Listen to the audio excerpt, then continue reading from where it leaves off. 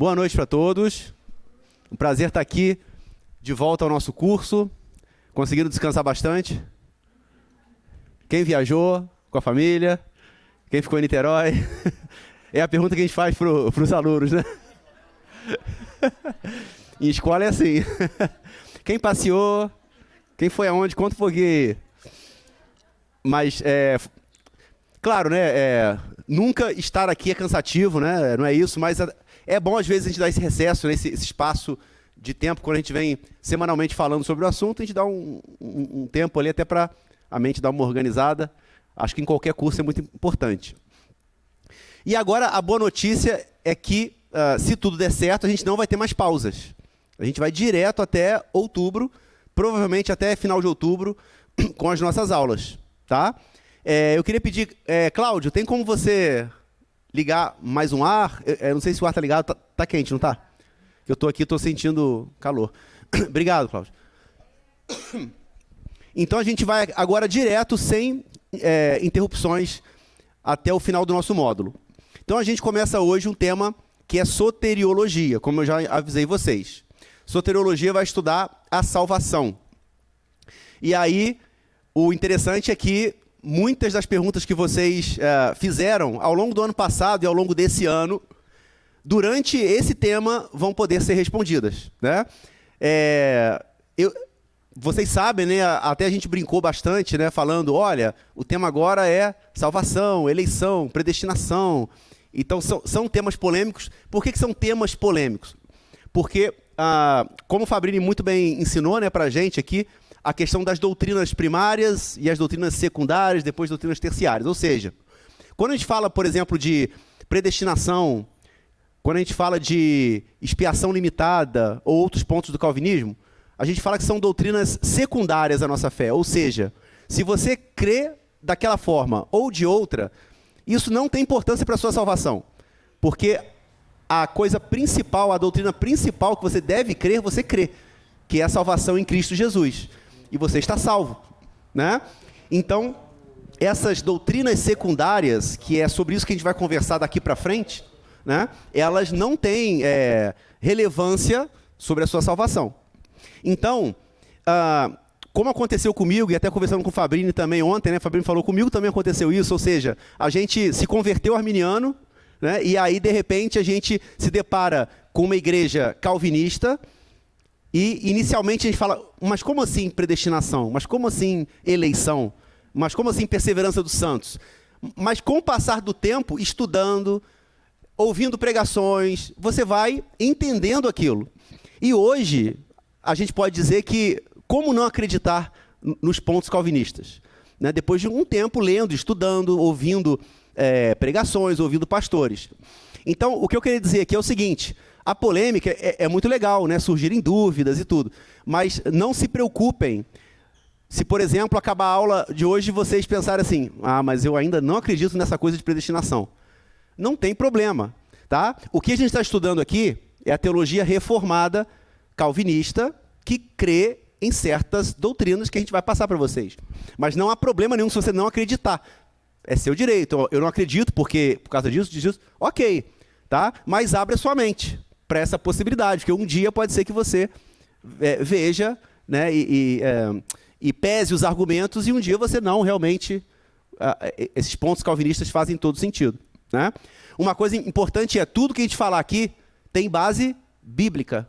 Isso não saiu da cabeça do Calvino ou qualquer teólogo depois do Calvino, né, que desenvolveu as ideias dele. Isso tem base bíblica. Aliás, essa é a importância da teologia sistemática, né, que eu estava pensando. A Bíblia não vem assim, capítulo 1, salvação. Capítulo 2, cristologia. Capítulo 3, Deus. Quem é Deus Pai? Capítulo 4, Espírito Santo. A Bíblia não veio assim. A revelação de Deus não veio assim.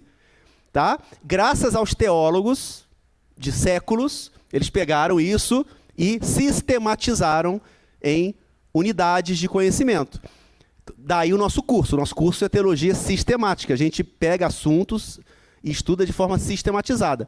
E é isso que a gente vai fazer, começa a fazer hoje com relação à salvação, que é esse tema que a gente dá o nome de soteriologia. Sotério do grego, salvação, logia, estudo, palavra, mas enfim, o estudo da salvação, ok? Então eu queria fazer essa introdução para esse tema, que é muito relevante.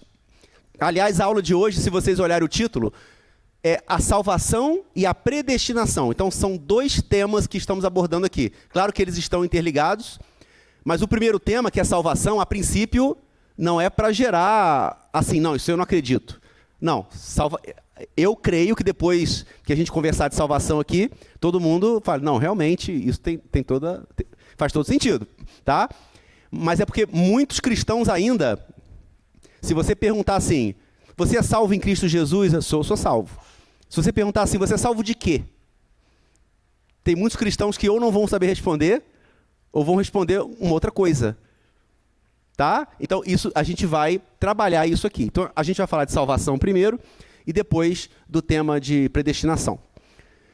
Então, vamos lá. Quando a gente fala do tema salvação, algumas pessoas podem pensar, eu sou salvo? Quando a gente fala que a grande mensagem da Bíblia, né, que nós somos salvos em Cristo Jesus. Então, pergunta-se, você é salvo? Nós somos salvos? Alguns vão falar, sim, sou salvo. Agora, tem pessoas que se você perguntar, você é salvo? A pessoa vai perguntar, salvo de quê? Quando você vai evangelizar alguém, né, e se você chega para alguém, como já aconteceu comigo no passado, Cristiano, você deve ser salvo em Cristo Jesus. A minha pergunta era, salvo de quê? Eu tenho aqui a minha vida, tenho meu trabalho, tenho minha família, eu tenho que ser salvo de quê? Então, a gente tem que responder essa pergunta. Tá? O significado bíblico de salvação, ele é amplo e variado. A palavra salvação na Bíblia, ela pode estar em vários contextos. Ok? Que a gente vai falar aqui. Na Bíblia, salvação é o tema principal. Ok? Então, a Bíblia de Gênesis a Apocalipse traz o plano de redenção divino para nós. Então, Deus desejou que nós, seres humanos, fôssemos salvos. Então, ele se revelou na Bíblia com seu plano de redenção. Então, a Bíblia de Gênesis a Apocalipse é salvação. Salvar significa ser resgatado de uma situação perigosa ou ameaçadora. Então, se você pensa assim, será que eu sou salvo? Ou quando você pergunta para alguém, você é salvo? Na verdade, você está perguntando o seguinte, você foi resgatado de uma situação perigosa? Dizer que eu sou salvo quer dizer que eu fui resgatado de uma situação ameaçadora. Aí a pergunta que fica é, que situação ameaçadora é essa? Que perigo que eu vivia e que agora eu fui salvo, eu fui resgatado? Aí eu trago aqui dois versículos de Lucas, no primeiro capítulo, que vocês devem conhecer muito bem, no versículo 46. Então disse Maria, minha alma engrandece ao Senhor. Versículo 47. E o meu espírito se alegra em Deus, meu Salvador. Esse é um trecho do famoso Magnificat, que é aquela oração que Maria faz quando ela recebe o anjo Gabriel e anuncia que ela será a mãe de Jesus Cristo, né? Que é um poema lindo. Depois vocês podem ir lá e reler. E Maria fala, meu Deus, meu Salvador. Então, se Maria falou, meu Deus, meu Salvador, Maria tinha plena convicção de que ela estava em perigo e agora Deus estava a resgatando. Né? E é a pergunta que fica. Tá, mas salvar de quê? Maria chamou Deus de Salvador. Ela estava em perigo. Mas que perigo era esse? Quando Israel escapava das derrotas nas mãos de seus inimigos, dizia-se que fora salvo. Então, salvação era usado, por exemplo, quando Israel escapava dos seus inimigos já no Antigo Testamento. Usava-se o termo salvação. Ou seja, o povo estava em perigo, Deus vai com providência e liberta o povo. Foi salvo. O termo salvação também era usado, por exemplo, e é usado, né, quando nós nos recuperamos de uma enfermidade grave, experimentamos aí salvação. Então, uma pessoa foi curada, eu fui salvo. Porque eu estava com uma doença, agora estou curado.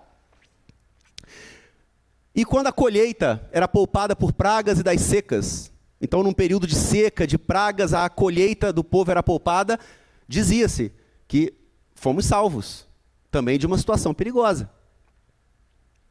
Então, salvação na Bíblia é nossa redenção suprema do pecado e nossa reconciliação com Deus. Então aqui deveria ter uma especificidade aqui no parágrafo, mas aqui é o seguinte: salvação, que é a salvação que a gente vai falar agora, que é o que a soteriologia estuda, é exatamente isso aqui.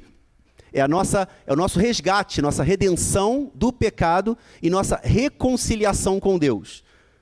Se eu estou falando que a gente precisa de uma reconciliação com Deus, quer dizer que antes como a gente estava perante Deus?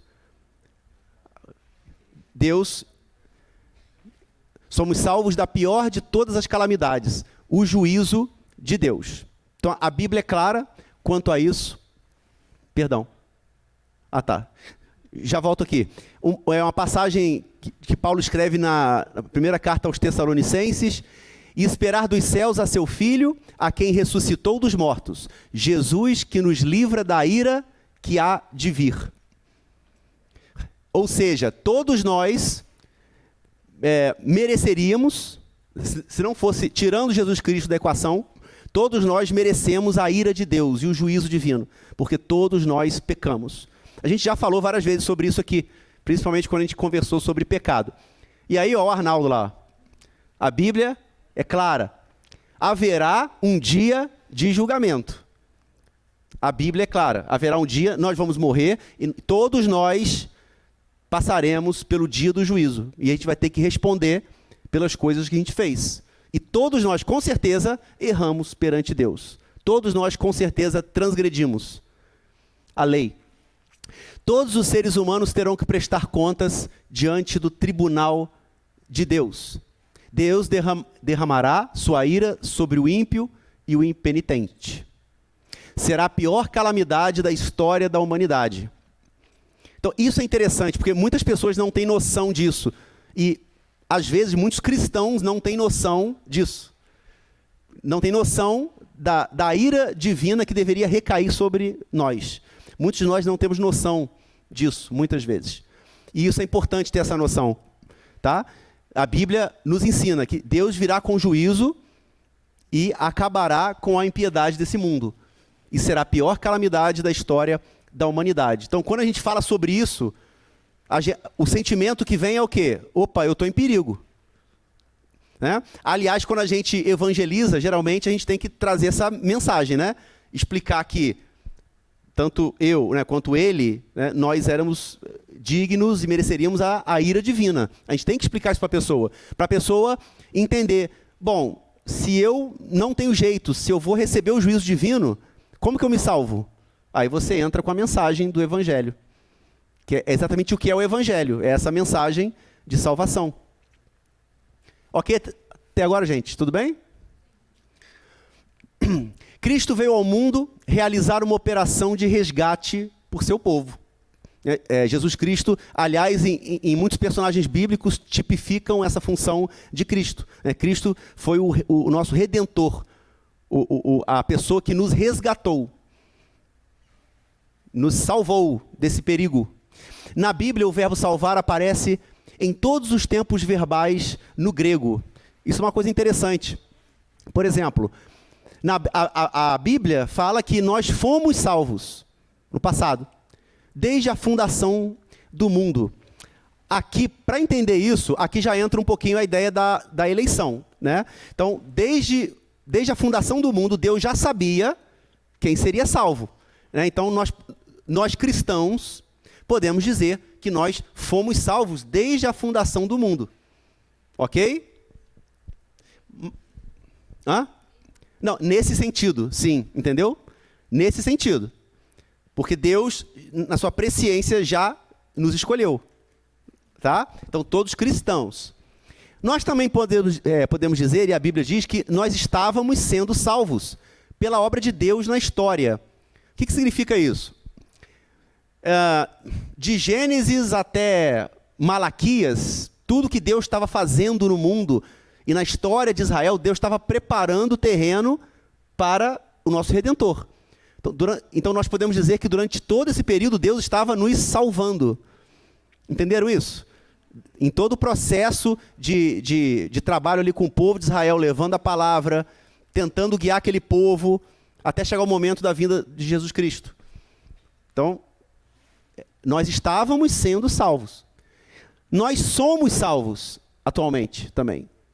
Agora sim, por que nós somos salvos hoje? Porque nós cremos no nosso Senhor, que Ele morreu por nossos pecados. Então nós somos salvos no presente. Nós estamos sendo salvos. Podemos também dizer isso. Por quê? Porque a gente já falou sobre isso. Não, a gente vai falar ainda. Agora é soteriologia. Quando a gente se converte, agora inicia um processo de santificação. Então a nossa vida, nós vamos trabalhar para que nossa vida seja santificada cada vez mais. Então, a gente pode dizer que nós estamos sendo salvos ao longo da nossa vida cristã. Ok? E, finalmente, a gente pode dizer que nós seremos salvos. Por também assunto, se não me engano, da nossa última aula, que a gente vai falar da consumação da nossa redenção, da nossa salvação. Lá no céu, aí nós seremos salvos totalmente, etc. Mas a gente vai chegar nesse ponto. A gente vai falar de ressurreição, glorificação, etc. Oi, Thaís, pode perguntar. Microfone, Thaís. Então, toda vez que eu leio o Antigo Testamento, me vem à cabeça isso, porque Jesus Cristo nos salvou, só que antes não tinha Jesus Cristo. Aí você falou da eleição, tá, mas aí antigamente, antes de Jesus, tinha os rituais, né, negócio de matar bichinhos e tabernáculos e afins. E mesmo assim eles falhavam, e mesmo assim Deus escolheu aquele povo do Antigo Testamento, mesmo não tendo um Salvador, assim, tipo, que não tinha vindo ainda. A sua pergunta alguém já fez essa pergunta, se não me engano, na última ou na penúltima aula. Mas a gente fala de novo, não tem problema. Nós cremos, né, que Jesus Cristo, ele veio num determinado ponto da história. Né? Vamos supor, no ano 0, né? Quando Jesus Cristo morre, ele morre tanto por aqueles no presente, quanto nos que vão crer, mas também quanto aqueles que creram. Tá? É claro que no Antigo Testamento não se cria no Jesus Cristo, mas se cria em Deus, e naqueles sacrifícios que se fazia, os sacrifícios eles remetiam ao sacrifício maior de Jesus Cristo que ele faria. Então, um israelita preocupado em cumprir a lei de Deus, indo ao tabernáculo ou no templo, fazer seu sacrifício de forma sincera, é como se, de alguma forma, ele estivesse ali crendo, né, que um sacrifício deveria ser feito por ele, para ele ser salvo, mas esse sacrifício ele foi feito mais à frente, mas sem problema. Jesus Cristo veio para salvar todos os que tinham fé nisso. Entendeu? Oi, pode perguntar. Oi, boa noite. Uma pergunta sobre essa questão da predestinação. A gente vai chegar em predestinação ainda. Ah, tá. Então. Guarda, se não responder, aí você pergunta, tá? É porque a gente vai chegar lá. Vamos lá. Salvação não é um empreendimento humano. Isso também é muito importante. Salvação procede do Senhor. Aí que também começa a tocar em algumas diferenças de calvinismo para arminianismo. Por quê? Para o calvinismo, a salvação vem do Senhor. O Espírito Santo que é o responsável por abrir o nosso coração, que é a regeneração, para que a gente possa responder com fé, e aí tem um processo de conversão. Né? Já os arminianos creem que essa abertura do coração ela pode ser uma iniciativa da pessoa. Então, eu, cristiano, resolvi abrir meu coração para Deus.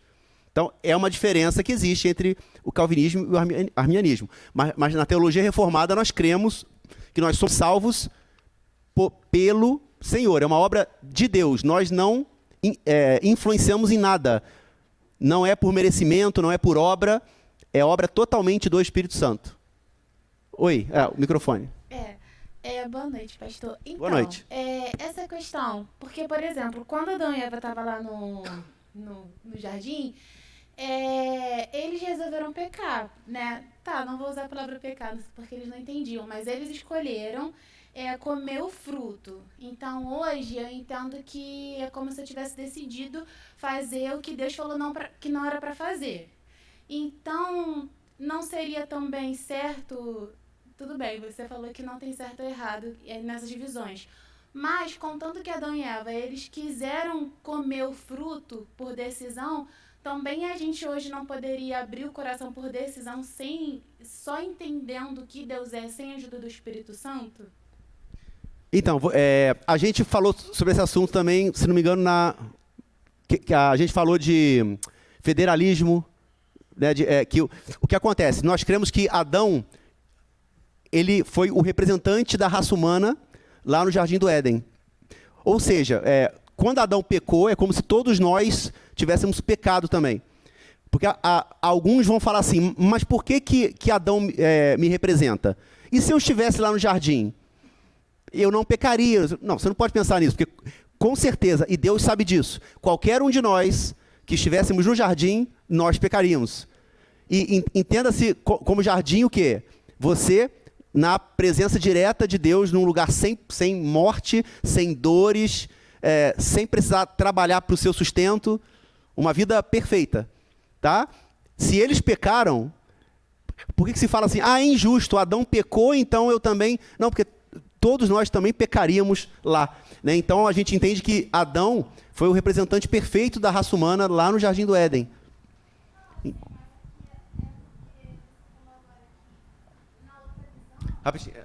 Porque... Não, eu entendo isso, só que você falou agora que a outra visão entende que o ser humano consegue abrir o coração sem a ajuda do Espírito Santo. E a gente, calvinista, acredita que é o Espírito Santo que abre o nosso coração. Aí é só esse paralelo, porque eles quiseram comer o fruto sem...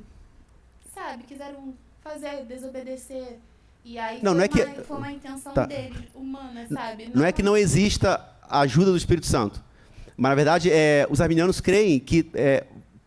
por exemplo, o Espírito Santo vem à pessoa, mas a pessoa tem que abrir o coração para Deus. Ela tem que enxergar Deus e abrir o seu coração também para se converter. Para os calvinistas, não. Para os calvinistas, essa ação da regeneração totalmente procede do Senhor. Fabrini, quer falar?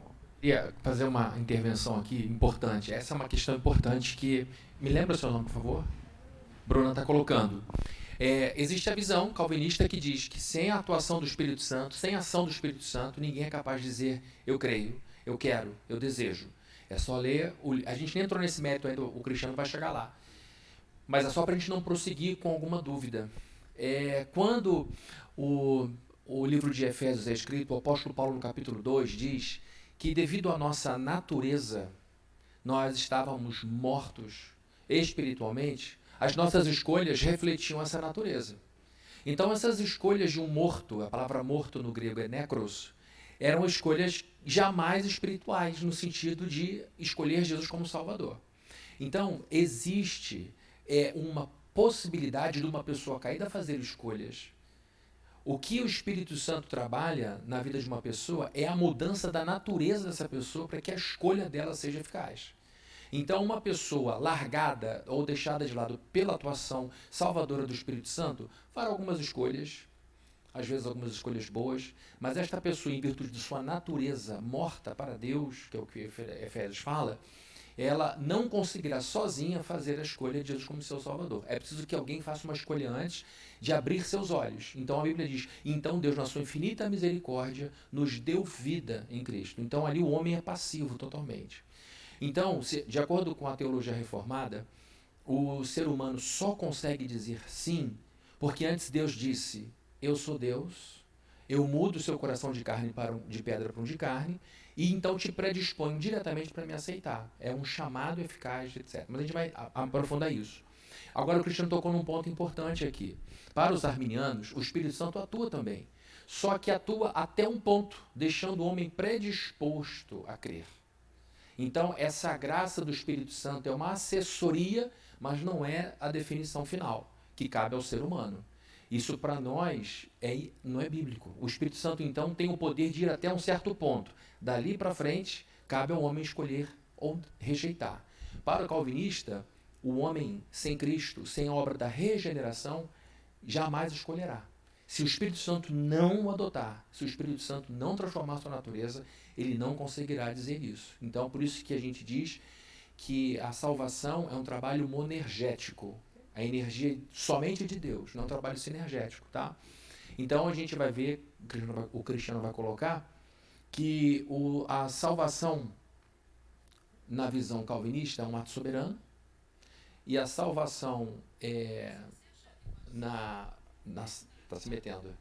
A salvação no meio arminiano, ela se dá por meio da presciência, né? Deus olha e vê lá na frente, Fabrini vai crer. O Espírito Santo vai colocá-lo na posição e ele vai chutar a bola para entrar no gol. É só uma ilustração. Então eu vou escolhê-lo, a partir da escolha do Fabrini. Então é assim que o arminiano diz que crê na predestinação, a partir da presciência de Deus. Então Deus, antes da fundação do mundo, viu que Fabrini creria, porque o Espírito Santo atuaria e em alguma medida eu diria assim. Então seria por obra intelectual minha, seria por um esforço, um discernimento meu, com uma influência do Espírito Santo. Mas não seria um trabalho totalmente de Deus, seria um trabalho em grande parte de Deus e uma outra parte minha. Então essa é a visão arminiana da salvação. Arminiano depois a gente explica por que é armínio. Então, para nós, o homem não pode dizer quero por causa da depravação total. A depravação total atingiu totalmente o ser humano. Então, é porque essa visão sua que você colocou do arminiano, ela é uma visão tomista. Então, quando Tomás de Aquino, um grande pensador escolástico medieval, um grande teólogo, tratou a questão da salvação, ele o fez a partir de um pensamento grego, de maneira que ele manteve o intelecto livre da influência do pecado.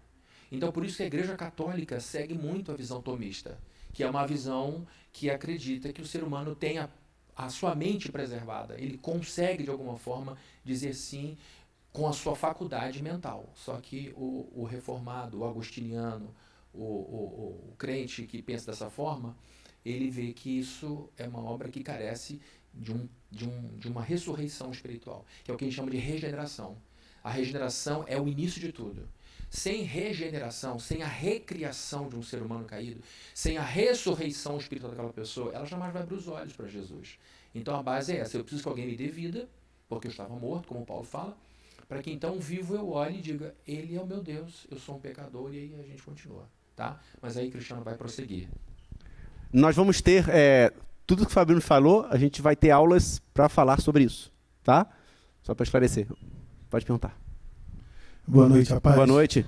Convidado já fazendo pergunta. Fique à vontade. A gente pode falar também que, no começo, com Adão e Eva, foram os únicos que tiveram livre-arbítrio. Hoje nós temos livre agência, não temos livre-arbítrio. Nós também temos livre agir. Uhum. E porque nós hoje entendemos que nós participamos da graça irresistível. Né? Nós temos a graça irresistível. Uhum. Lá em Efésios, né, 4, capítulo 1, vai dizer que ele nos elegeu antes da fundação do mundo. Quer dizer, vem antes de tudo, vem a eleição dele.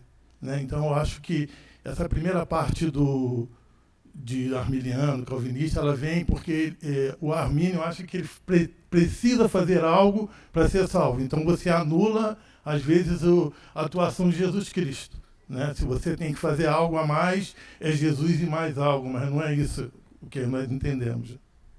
Posso uma coisa? Excelente colocação, é isso mesmo. O problema do arminiano é esse, é que Jesus não é o suficiente. Por mais que o crente arminiano não queira dizer isso. Se você pergunta para um assembleano do coração, Jesus é o suficiente? Vai dizer, claro que Jesus é o suficiente. Mas na prática, quando ele começa a explicar, a gente chega à conclusão de que Jesus é importante, mas para ser completo precisa de você. Então, se de fato, em alguma medida, Jesus não foi o suficiente para resolver, ele sofreu em vão. Então, essa é uma questão importante, esse é um ponto. E outra coisa, do livre-arbítrio, que o irmão, qual é o seu nome? Washington colocou aqui. Antes da queda, Adão e Eva tinham o arbítrio, a escolha, livre. Livre do quê? Da influência do pecado. Então, o que é arbítrio? É escolha. Se você puser um no lugar do outro, são sinônimos. Eu tenho o arbítrio, eu tenho a escolha. Eu tenho o livre-arbítrio, eu tenho a livre escolha. Depois da queda, nenhum de nós mais tem o arbítrio livre da influência do pecado. Então a gente diz que nenhum ser humano tem a vontade livre da força do pecado. O único que apareceu depois de Adão e Eva com uma vontade livre do pecado, quem foi? O único. Então ele entrou na história com o arbítrio, com a vontade, sem a influência do pecado, porque ele não recebeu o pecado de origem. Tá? E se a gente for parar para pensar rapidamente, nem Deus tem livre-arbítrio. Mas o que é isso que está falando? O que é o arbítrio? É vontade. Por que eu estou dizendo que Deus não tem livre-arbítrio? Porque a vontade de Deus é totalmente escravizada, por assim dizer, estou usando palavras fortes de propósito, pela bondade dele, pela pureza dele, pela santidade dele. Então toda a escolha de Deus vai ser, entre aspas, viciada, domada pelo caráter dele. Então Deus não pode fazer maldade. A vontade de Deus é sempre boa, por isso que a gente confia. Mesmo quando a gente passa por problema, a gente descansa, porque a vontade de Deus é escrava do caráter de Deus. O agir de Deus vem eivado da sua santidade. Então, quando a gente fala do livre-arbítrio, em essência pura, numa análise bem ideária, ninguém tem livre-arbítrio. Tá bom? Nem Deus, porque a vontade dele é totalmente escravizada pelo caráter bom dele. Né? Tá? Entenderam, né, gente? Não quis ofender Deus, não. Só estou falando... E nós Sim. Isso é importante para gravar a aula. O livre-arbítrio que a gente está falando é para salvação, porque nós temos livre agência com quem casar, com o que vestir, o que fazer, mas como o senhor colocou, para salvação, se não for a ação do Espírito Santo, a graça irresistível, a gente não consegue. Exatamente, muito bom, Washington. O que o calvinista crê? Que o Senhor, pela terceira pessoa da Trindade, atua na vida de uma pessoa caída na sua liberdade. A gente não nega a liberdade, a gente só redefine a liberdade. A gente entende o seguinte: o Espírito Santo atua na liberdade de uma pessoa que faz escolhas a partir de sua natureza caída. Ela nunca vai acertar, Então ela nasce de novo espiritualmente e diz: eu gosto disso, eu quero isso. Foi uma ressurreição. Então, o Espírito Santo trabalha na vontade, na agência. Então, os seres humanos têm livre agência nesse sentido, para escolherem de acordo com a sua nova natureza ou antiga natureza. Tá? E daí a gente prossegue.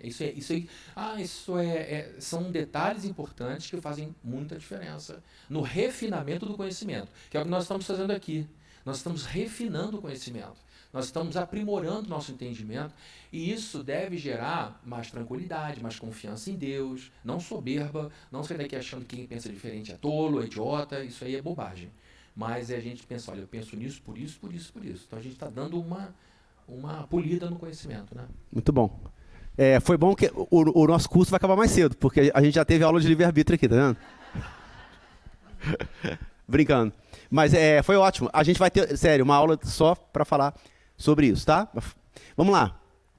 Algumas leituras importantes aqui, não vou ler todas, mas algumas. Muitas passagens aqui são muito conhecidas. Por exemplo, lá em Ezequiel, capítulo 36. Eu vou ler com vocês. Depois vocês podem ler todos em casa. 36, 26, né? 36, 26. Através de Ezequiel, né, Deus dizendo, é exatamente o que o Fabrini falou, do coração. Eu lhes darei um coração novo e porei um espírito novo no interior de vocês. Tirarei de vocês o coração de pedra e em troca darei um coração de carne. Porei o meu espírito no interior de vocês e os levarei a agir segundo os meus estatutos e a obedecer fielmente às minhas ordenanças. Então Ezequiel já falando o que aconteceria com Jesus Cristo, né? O Espírito Santo iria nos dar um coração novo, iria colocar o Espírito em nosso coração. Lá já no Antigo Testamento. João 3, 16, 17, Sofonias, capítulo 1, depois vocês leem, mas João, que é uma passagem conhecidíssima. Mas é bom ler, porque eu sei que aqui tem crentes de 1 mês, crentes de 3 meses, né, crentes de 1 ano. Então, a gente lê. Porque Deus tanto amou o mundo que deu o seu Filho unigênito, para que todo aquele que nele crer não pereça, mas tenha a vida eterna. Pois Deus enviou o seu Filho ao mundo, não para condenar o mundo, mas para que o mundo fosse salvo por meio dele. Então essa passagem dizendo, né, para que o mundo fosse salvo. Então trazendo a importância da salvação. Nós estávamos perdidos, nós estávamos em perigo e nós somos resgatados dessa situação por Jesus Cristo. Né? Vou ler Romanos também, capítulo 1, no versículo 16, 17. Aliás, Romanos, né, é uma carta que você lê para ter aquela ideia, assim, um resumão do plano de salvação. Lê Romanos. Então tá lá, 16, né? Não me envergonho do evangelho, porque é o poder de Deus para a salvação de todo aquele que crê. De novo, salvação, sair do perigo, de uma situação de perigo. Primeiro do judeu e depois do grego, porque no evangelho é revelada a justiça de Deus, uma justiça que do princípio ao fim é pela fé. Como está escrito, o justo viverá pela fé. Também já falamos sobre isso, né? Foi a frase que Lutero usou, né? A principal frase que ele usou para a reforma. Então vamos lá. Agora, um tema que é polêmico. Vamos falar de predestinação. Então vamos lá. A predestinação é uma doutrina difícil que não pode ser ignorada. Até para quem não acredita em predestinação, se você, por exemplo, não acredita em predestinação, você vai ler passagens bíblicas que... Não, calma aí. Aí você tem que tentar explicar ela. Muitas igrejas discordam sobre esse ponto. Como eu já falei aqui. E, de novo, não é questão de ficar soberbo, orgulhoso, não é que calvinista sabe mais que arminiano ou vice-versa. Não tem nada a ver, tá? A predestinação é o quê? O que diz a doutrina da predestinação? Nosso destino final, ou seja, se vamos para o céu ou para o inferno, é decidido por Deus não somente antes de irmos para lá, mas até mesmo antes que tivéssemos nascido. Tá? Então Deus já escolhe, já define quem vai para o céu, quem vai para o inferno. Seja lá o que você pensa hoje sobre o que é céu ou inferno, tá? Porque isso também pode ser debatido e não é tema da aula de hoje. Para perguntar o que é o inferno, né? Isso aí, aliás, tem, se não me engano, escatologia, enfim, a gente vai falar sobre isso ano que vem. Nosso destino final está nas mãos de Deus. Quem é salvo, quem não é salvo, todos os seres humanos, o destino final está nas mãos de Deus. Desde toda a eternidade, isso são palavras dos Pro, desde toda a eternidade, antes mesmo que nós existíssemos, Deus decidiu salvar alguns membros da raça humana e permitir que o restante da raça humana perecesse. E aí você faz, alguns fazem essa cara.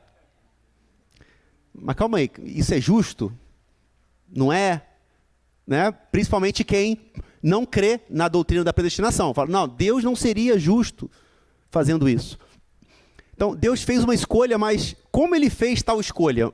Muitos criticam, né, o calvinismo dizendo, mas como que Deus, por que Deus escolheu o cristiano salvo e o José que não crê em Jesus Cristo? Como é que ele faz isso?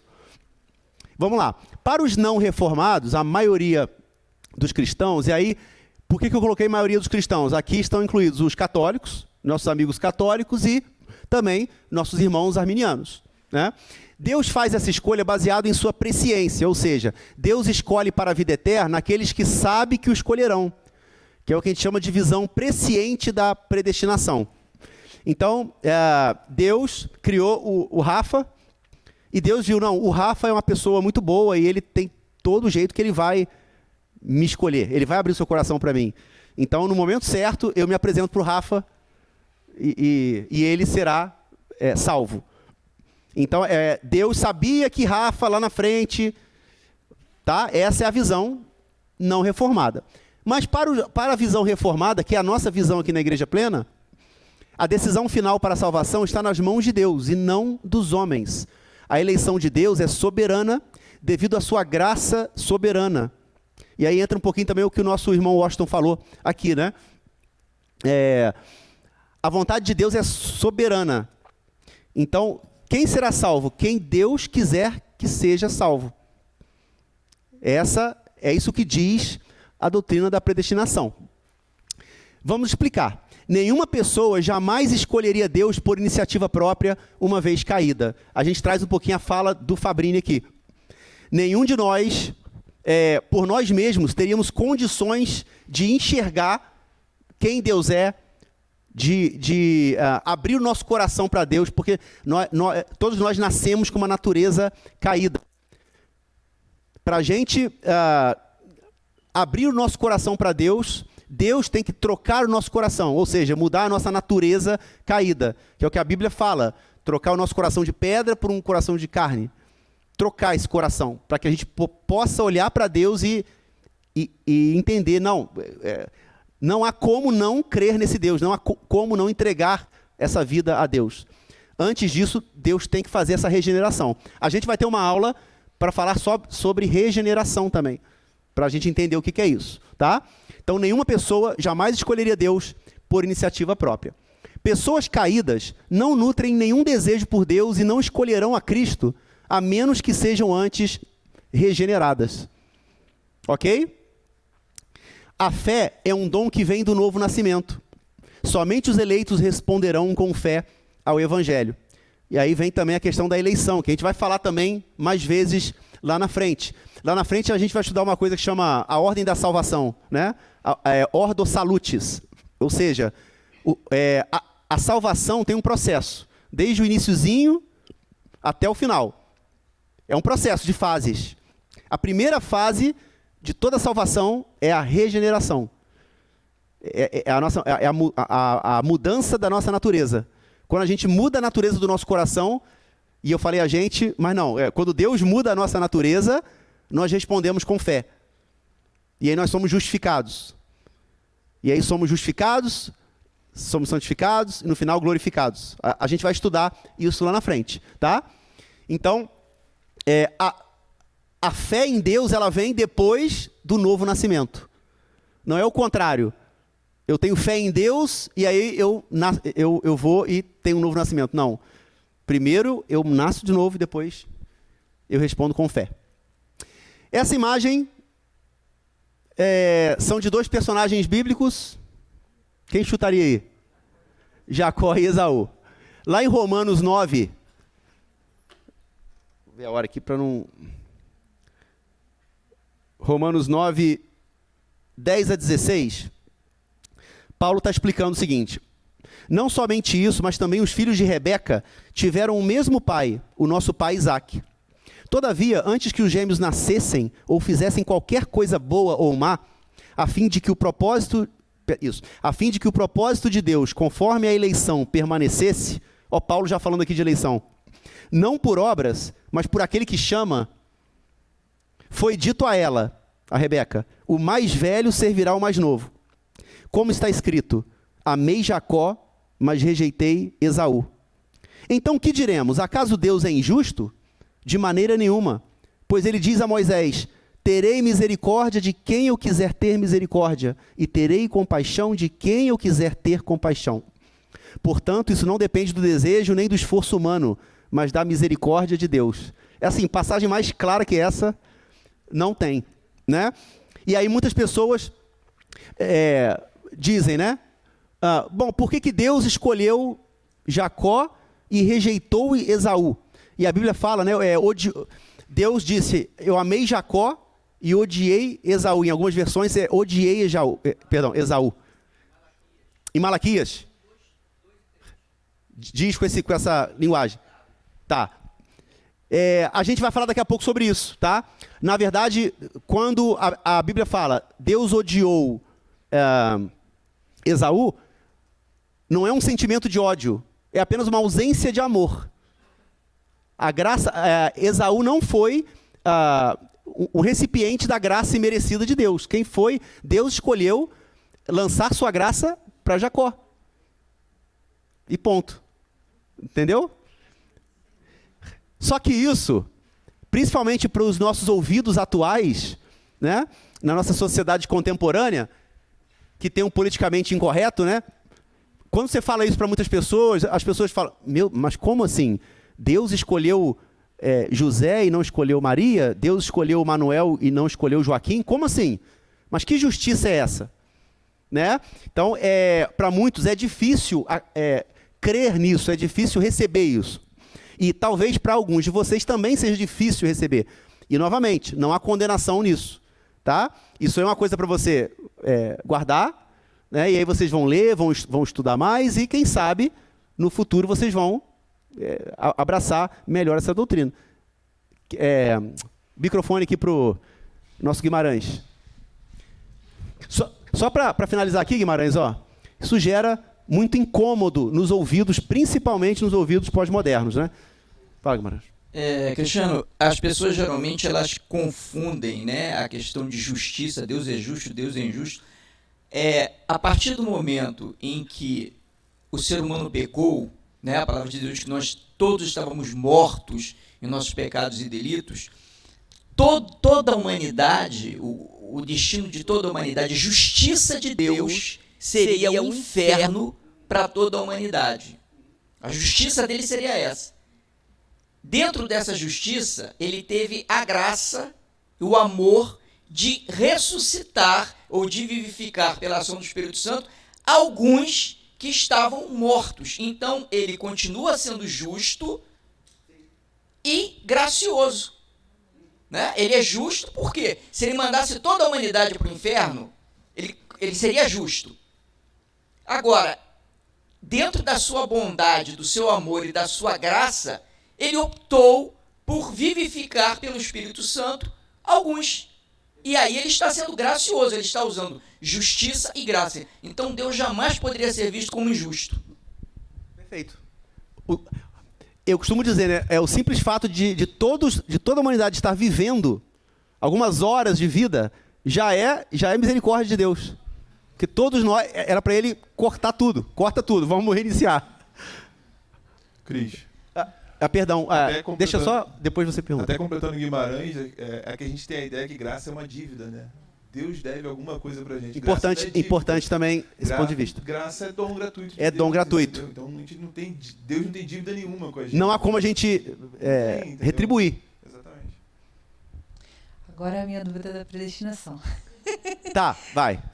É o seguinte, Deus nos escolheu desde antes da fundação do mundo, já sabia quem é sem salvo, etc.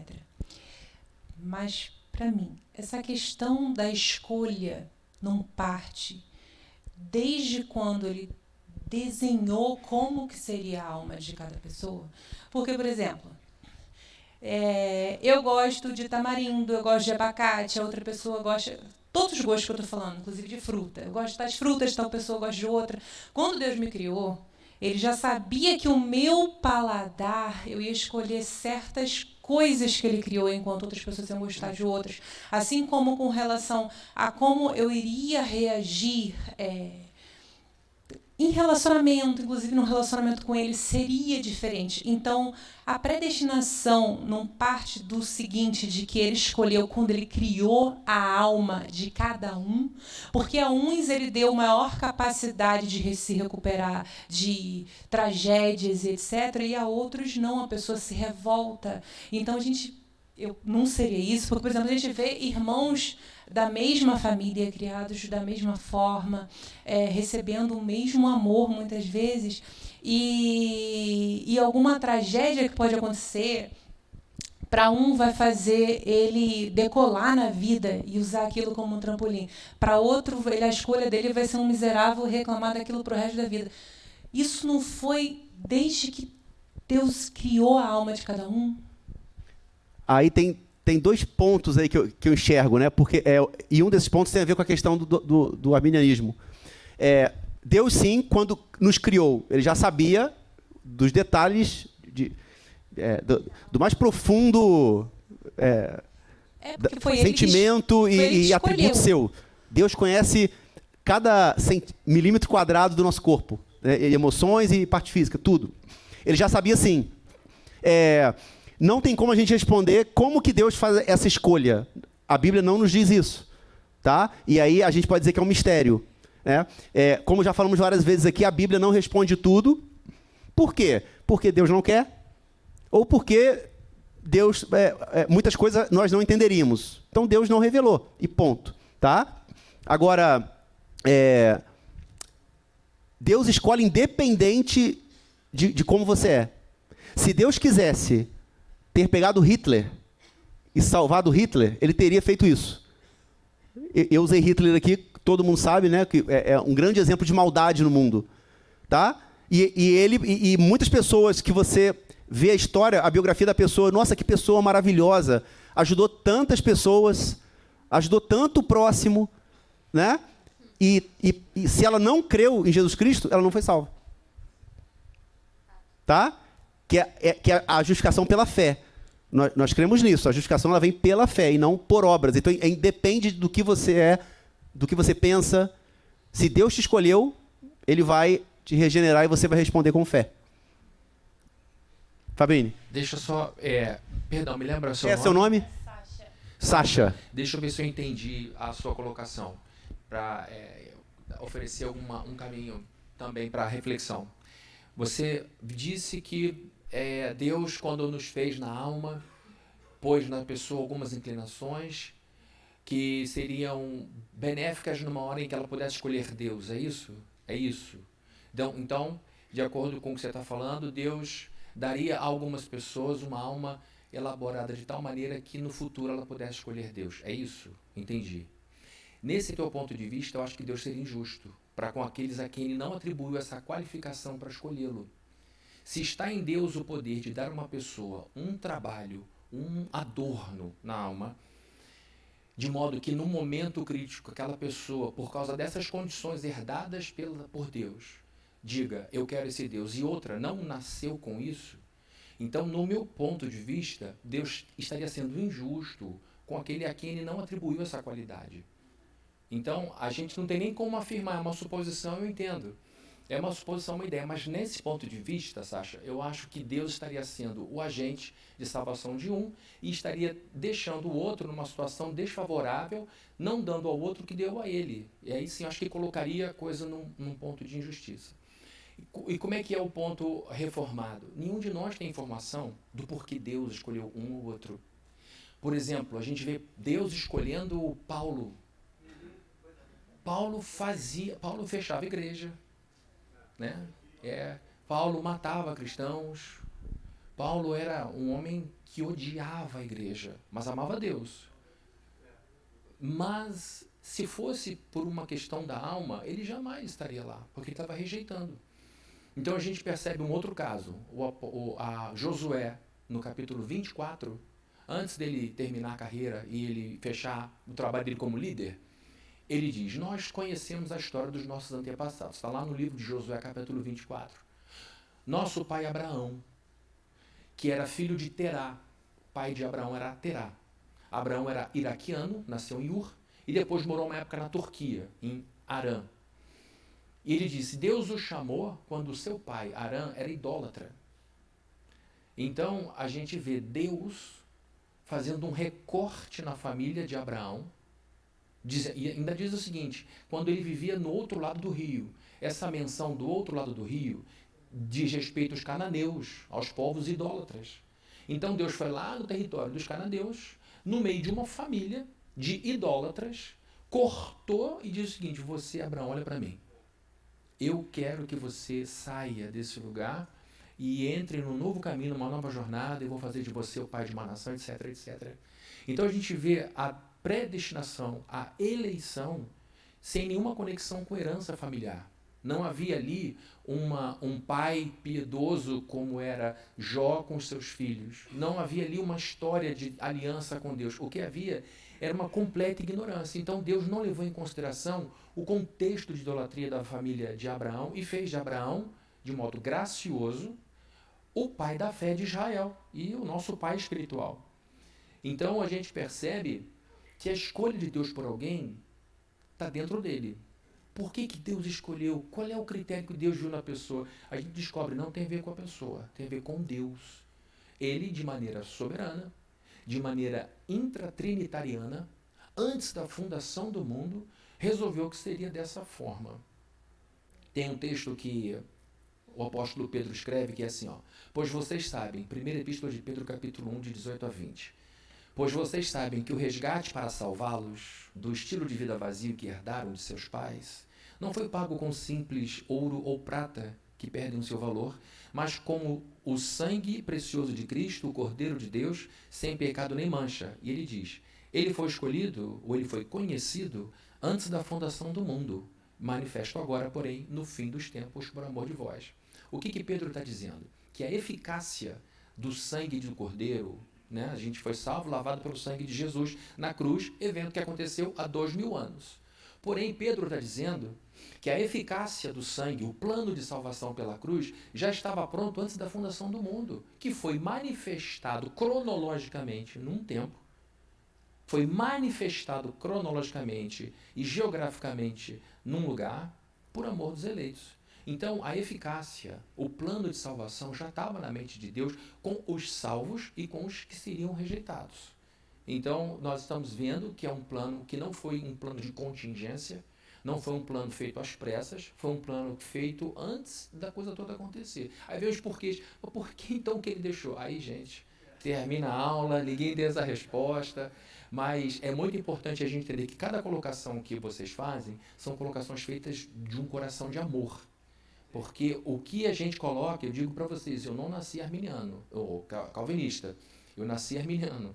E eu lutei para acreditar nesse negócio. A grande luta nossa é o amor. Mas como é que pode um Deus amar uns e não amar outros, né? Depois o Cristiano vai falar sobre a diferença entre filho e criatura, que são coisas importantes. A gente parte do princípio que todo mundo é filho de Deus, que todo mundo vive em aliança com Deus. Não é assim. Nós nascemos todos criaturas de Deus e Ele nos faz filhos mediante a obra redentora, tá bom? É um assunto duro de digerir. Não espere que isso entre na sua cabeça de um dia para outro. Vai requerer muito boa vontade, muito estudo, muito empenho, porque essa doutrina, primeiro a gente entende aqui e depois entende aqui. Primeiro você diz, faz sentido, mas eu não gosto desse negócio. Não gosto, não aceito, não quero. Aí depois você diz, não, realmente, eu estava num orfanato e ele me escolheu. E aí, já estou só adiantando um pouquinho aqui, para a gente não sair daqui 11 horas da noite. Quando você pensa na predestinação, você pensa na justiça, no desamor de Deus e os outros que não são salvos. Vamos imaginar a seguinte situação. Já estou me adiantando um pouquinho aqui. Vamos imaginar que um casal multibilionário não possa ter filhos. Eles não podem ter filhos. Eles são doidos pela ideia de ter filhos. Eles resolvem adotar um filho. Eles chegam no orfanato com 200 crianças. São muito ricos. Têm dinheiro para pagar 18 babás. Mas eles dizem, quero me dedicar a ele e tal. Escolhe uma criança.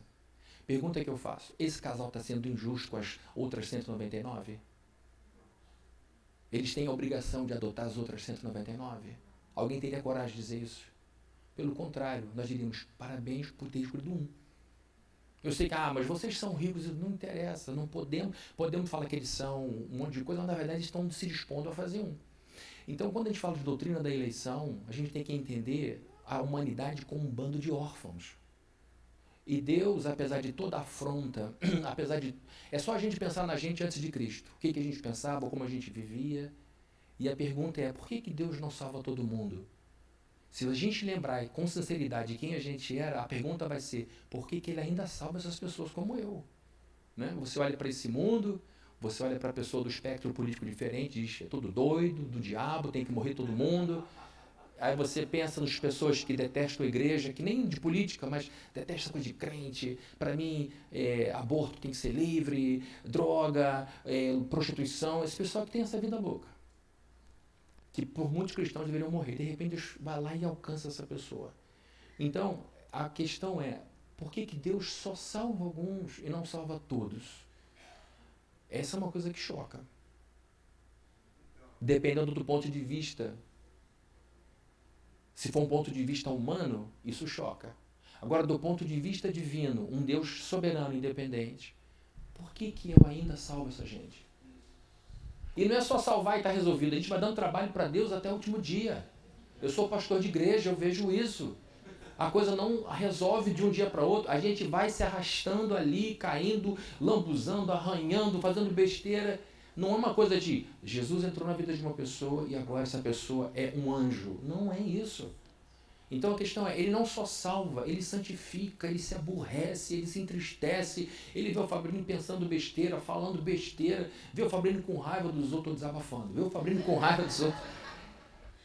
E não é só uma questão de, agora está salvo. Não, ele é salvo, mas continua chato, continua pequeno, ele tem que crescer, ele é mesquinho, não confia em mim, duvida, me ofende toda vez que tem dúvida. Então é um trabalho enorme. Não é só um trabalho pontual, é um trabalho processual. E aí você começa a pensar de outra forma. Você começa a derreter seu coração e começa dizendo, meu Deus, que amor é esse? Porque não é um crente só, são zilhões de cristãos dando trabalho para Deus, né? Então, tudo tem a ver do ponto de vista, né? Ponto de vista de a vista de um ponto. E a gente está aqui colocando um ponto de vista, que é o nosso, óbvio. Você vai para casa acreditando ainda no seu jeito de pensar e tudo, e o objetivo é dar a vocês informações para chegar às conclusões. Vamos lá, Cristiano, desculpa, gente. Então, tá ligado? Uma posição. Eu imagino, por exemplo, no caso de Paulo. Paulo seria um dos piores ali que poderia ser salvo, né? Mas aí eu imagino assim, Deus imaginando, o Paulo, esse daí que ninguém acredita que ele vai ser salvo, é ele que vai levar a minha mensagem. Uma mensagem de maior peso. Confiou naquela mensagem, porque aí é essa mensagem que ele iria levar. Essa daria ia atingir muita gente, porque ninguém jamais iria acreditar que ele seria salvo, entendeu? Então eu acho que era de maior peso naquela época. Na minha opinião, essa é uma opinião interessante. Paulo cumpriria um propósito, assim como João cumpriu outro propósito, assim como Pedro cumpriu outro propósito, e assim como Bartolomeu cumpriu outro propósito. Então, acho que realmente a conversão de Paulo foi um impacto enorme, imenso, porque foi um choque. Mas, dentro da multissabedoria de Deus, múltipla sabedoria de Deus, cada um de nós tem um propósito. Porque João era o oposto. João era doce, era amável, carinhoso, pelo que a gente lê na Bíblia, né? E Deus o usou profundamente. E o último livro da Bíblia é dele. Ele recebeu a revelação do final. Então, é uma interpretação interessante, o impacto que teria a conversão de Paulo. E ele foi até a regiões muito altas, falou com autoridades muito grandes, escreveu epístolas super complexas. Foi um grande intelectual convertido, importantíssimo. E o maior plantador de igrejas do Novo Testamento, o maior escritor do Novo Testamento. Ele foi incrível. Mas João fez coisas que ele não fez e vice-versa. Então, nisso Deus vai alargando a paleta de cores, né, da obra dele. Pastor, só para clarear um pouco, tipo assim, Judas não foi escolhido por Deus, mas Jesus como homem escolheu ele? Então, Judas não foi escolhido para ser salvo. Então, o que acontece? Para que Deus alcance seus propósitos, ele usa salvos, não salvos, qualquer pessoa que ele queira. Então, assim, Judas tinha uma missão, digamos assim, que Deus queria que ele cumprisse. E ele cumpriu. Mas ele não foi salvo. Tá? É isso. Vamos lá. Como o Fabrício falou, para a gente não sair daqui 11 horas. Aqui algumas leituras importantes. Eu não vou fazer essas leituras, mas aqui fala exatamente sobre isso, tá? Sobre a questão de predestinação. Como o nosso tempo está se esgotando, vocês podem fazer essas leituras em casa, que são leituras que trazem essa questão da predestinação, tá? Agora, a predestinação é como uma moeda. Uma moeda tem dois lados. Então, vamos lá. Quando a gente afirma, né, se afirmamos que Deus predestina uns para a salvação, nós temos que afirmar também a doutrina da reprovação, que é o complemento, que junto com a eleição formam o que chamamos de predestinação dupla. O que é predestinação dupla? É você dizer que, da mesma forma que se Deus escolhe alguns para serem salvos, por consequência, quer dizer que ele escolheu outros para reprovar, para rejeitar. A Bíblia, ela nega a salvação universal. Isso, eu acho que ficou claro aí, né? Eu não sei no meio arminiano, Fabrício, mas mesmo no meio arminiano, eles creem que que a Bíblia nega a salvação universal, o que é a Bíblia negar a salvação universal? É dizer que nem todos serão salvos.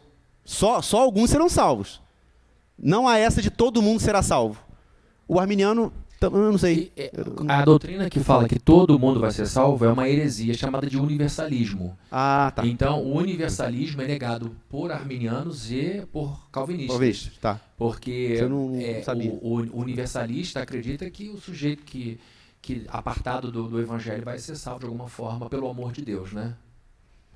Ok. E existem várias visões acerca da predestinação dupla. Existe uma visão que chama visão positivo-positivo da predestinação, o que os hipercalvinistas acreditam. Né? O que eles chamam de hipercalvinismo. O que é o hipercalvinismo? Deus é igualmente responsável por fazer que o réprobo não creia, assim como é responsável por fazer que o eleito creia. Vou dar um exemplo. A Daniela, Deus escolheu a Daniela e não escolheu o Washington. Então, Deus é o responsável. Tá, Cristiano, vamos mudar aqui, desculpa. Vamos mudar aqui. Daniela, Deus escolheu Daniela e não escolheu Cristiano. Então, Deus é o responsável por fazer a Daniela crer e Deus é responsável por me fazer não crer. É como se Deus... Cristiano, não crer. Vocês entenderam? Deus é o responsável tanto pelos que creem, quanto também pelos que não creem. É porque Deus está forçando a barra, vamos dizer assim. Tá? Isso é chamado de hipercalvinismo. Só concluir, Washington, aí você fala. Não é a visão reformada, a nossa visão. A nossa visão é calvinista. Não é hipercalvinista. Que é chamada de visão positivo-negativo da predestinação. Que é o quê? No caso dos eleitos, Deus intervém de forma positiva e ativa, operando graça em seus corações, levando-os à fé salvadora. No caso dos réprobos, ele não opera o mal em seus corações ou impede que cheguem à fé. Ele simplesmente os ignora. Então, é o que nós cremos. Os salvos, Deus vai com a graça e nos regenera e nós somos salvos. Os outros, Deus apenas deixa. Se Deus deixasse todos nós sozinhos, todos nós iríamos nos perder e ir para o inferno. Tá? Então Deus não age nos réprobos para que eles não creiam. Não, ele apenas deixa eles com a vida deles. Entendeu? O Washington quer falar? É lá em... Eu vou ser salvo, não? Não, desculpa, eu me usei como exemplo. Glória. Lá em Marcos 4, acho que é de 10 a 12, Jesus é interpelado porque, né, ele fala por parábolas, ele vai dizer, né, a vocês é dado conhecer do reino de Deus. Aos que são de fora, tudo é dito por parábola, para que vendo não percebam, ouvindo não entendam, senão de outra forma poderiam se arrepender e ser perdoado o pecado.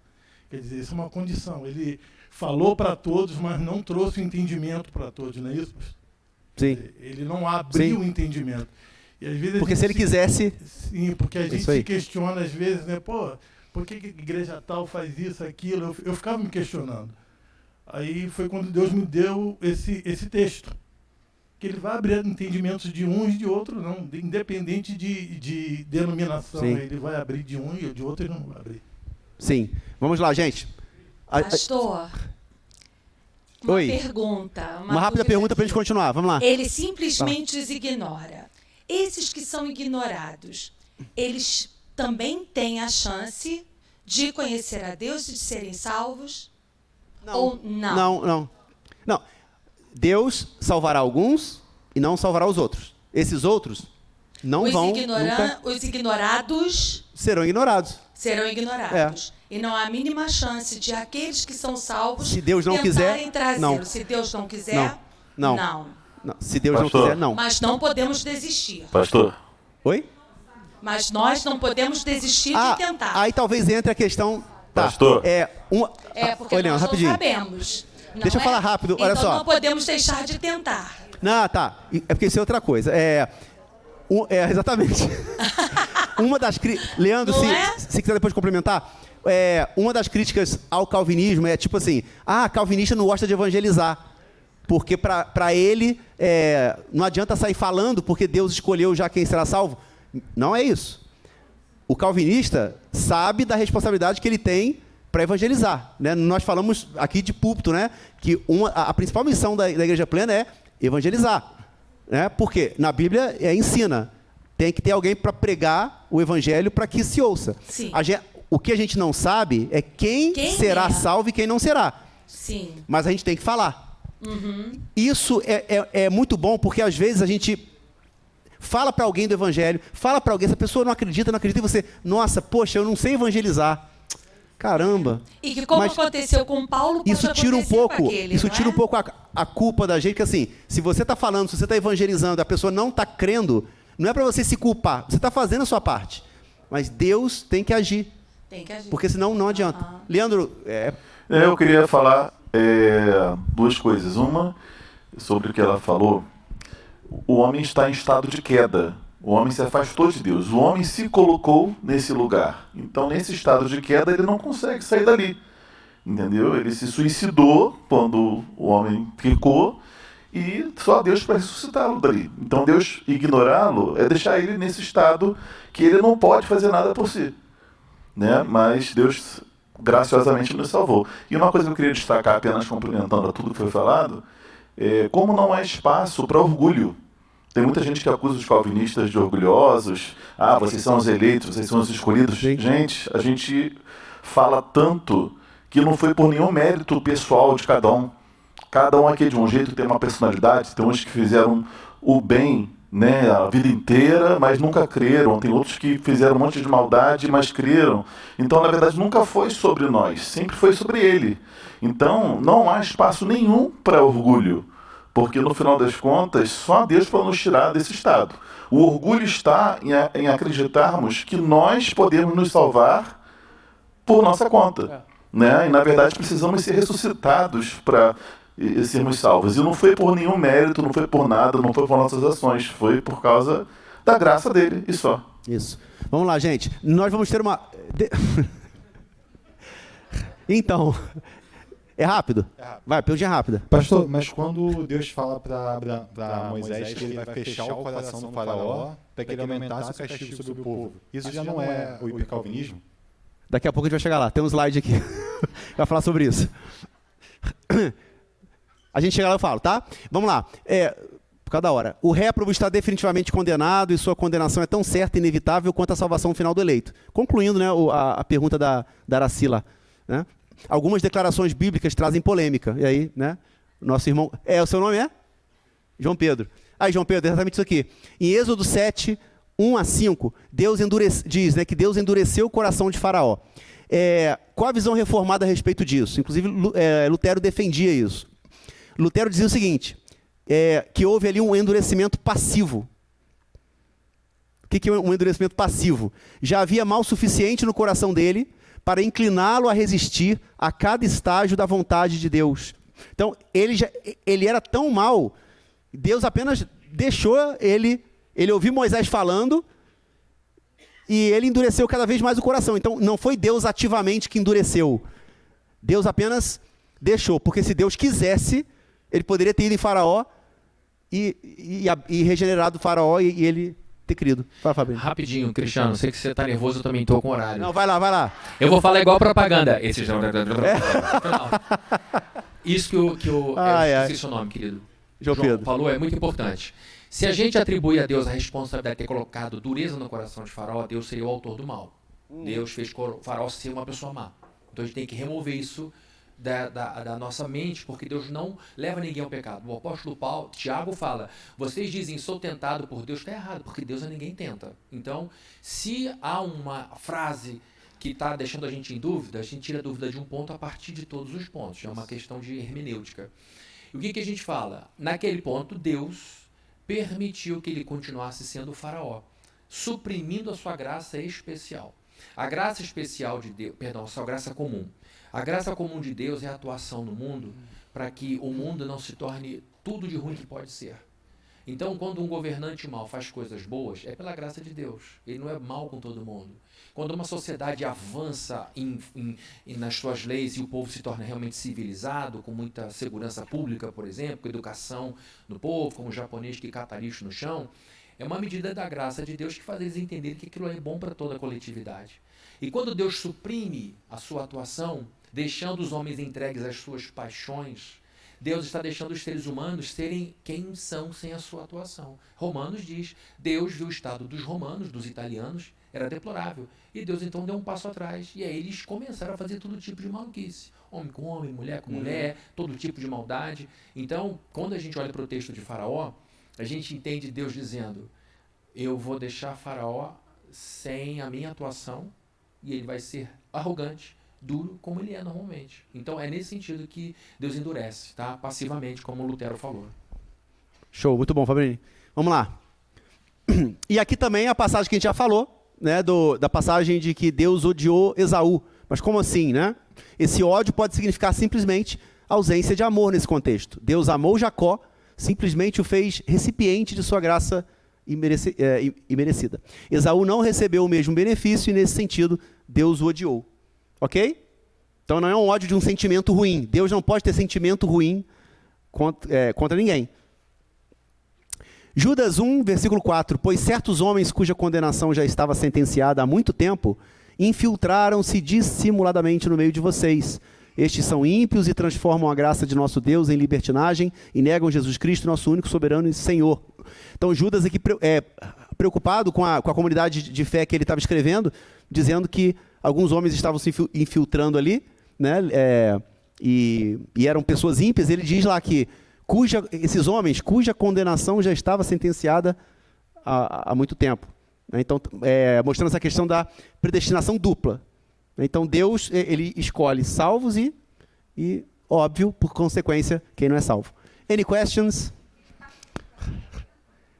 Graciana, para terminar a aula... Ah, não, e Thaís. Não, Graciana e Thaís, vamos lá. Para terminar a aula. Tá ligado? Oi. Vai lá. Uma coisa que sempre me deixava muito preocupada era que, antes de eu estudar a Bíblia, Caim matou Abel. Caim era ruim, então todos nós éramos herdeiros de Caim, então que absurdo, né? De um assassino. Aí, quando eu fui finalmente ler a Bíblia, eu descobri que tinha 7. E aí eu quero te perguntar, em relação a esses herdeiros de Caim, vamos dizer assim, esses que vieram desse assassino que matou o irmão, será eles todos seriam perdidos ou mesmo dentro dessa herança desses herdeiros poderiam haver salvos? Não, olha só, independente do ser humano no mundo, se ele antes de Jesus Cristo, se ele era ímpio, ele não confiava em Deus, transgredia a lei, ele provavelmente não será salvo. A gente fala provavelmente porque a última palavra de Deus, né? Mas segundo a Bíblia, ele não será salvo. Não entrou na arca. Sim. Sim. Sim. Não, mas eu digo assim, mesmo se não tivesse sido... morreram, né? Eles morreram. Mas, assim, não foram provavelmente... Mas mesmo, até porque Deus morrendo, matou todos os ímpios, né? Quando houver o juízo final, todos, né, vão ter a sua, vamos dizer assim, a sua finalização exata no... Todos nós passaremos pelo julgamento. Isso, exato. Só que nós cristãos, quando Deus olhar pra gente, ele vai ver Jesus Cristo.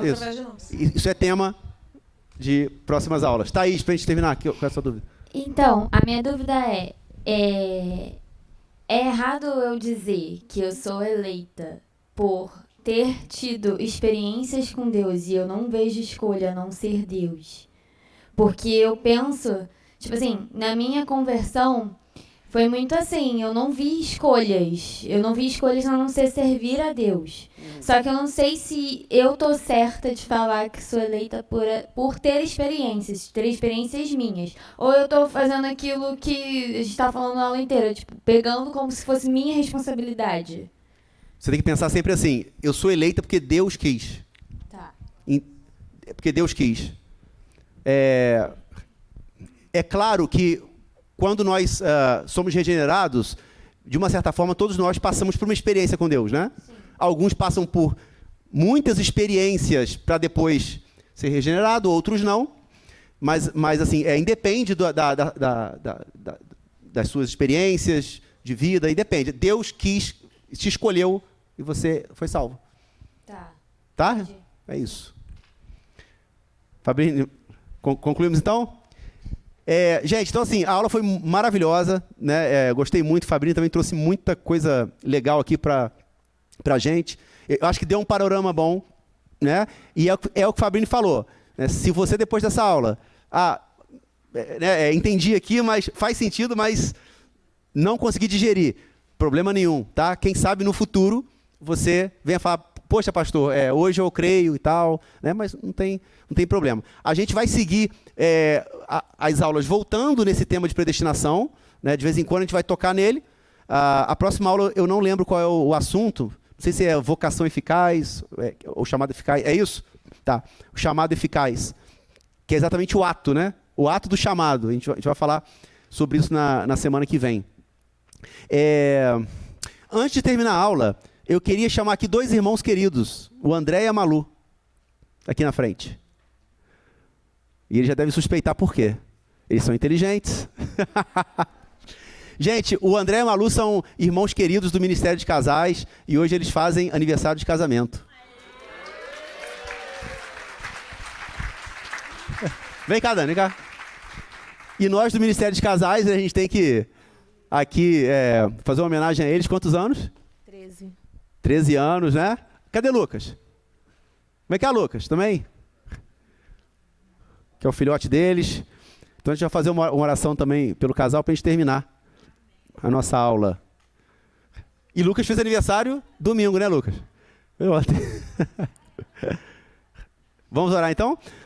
Senhor, meu Deus, eu te agradeço muito por esse dia, por essa aula maravilhosa, onde aprendemos um pouco mais sobre essa revelação magnífica, Senhor, que é a Tua Palavra. Nós amamos a Tua Palavra, nós sabemos o quanto nós evoluímos, Senhor, desde o dia que nós cremos em Ti. E a cada aula a gente vem crescendo, Senhor, crescendo em conhecimento, e esse conhecimento vai se transformando em uma vida mais santa, mais dedicada a Ti. E esse é o nosso objetivo aqui, Senhor, não formar crentes arrogantes que acham que tem muito conhecimento bíblico, mas crentes que colocam em prática tudo que aprendem aqui. Te agradeço também pela vida do pastor Fabrini, obrigado por todo o conhecimento que ele traz esse curso, Senhor. E também te peço por esse casal amado, Senhor, o André, a Malu e seu filho Lucas, Senhor, esteja na casa deles, Senhor, abençoando-os todos os dias, que eles possam ter um casamento frutífero, eterno, Senhor, e que nós possamos, Senhor, olhar para a vida deles e que a vida cristã deles de casado seja uma inspiração para nós.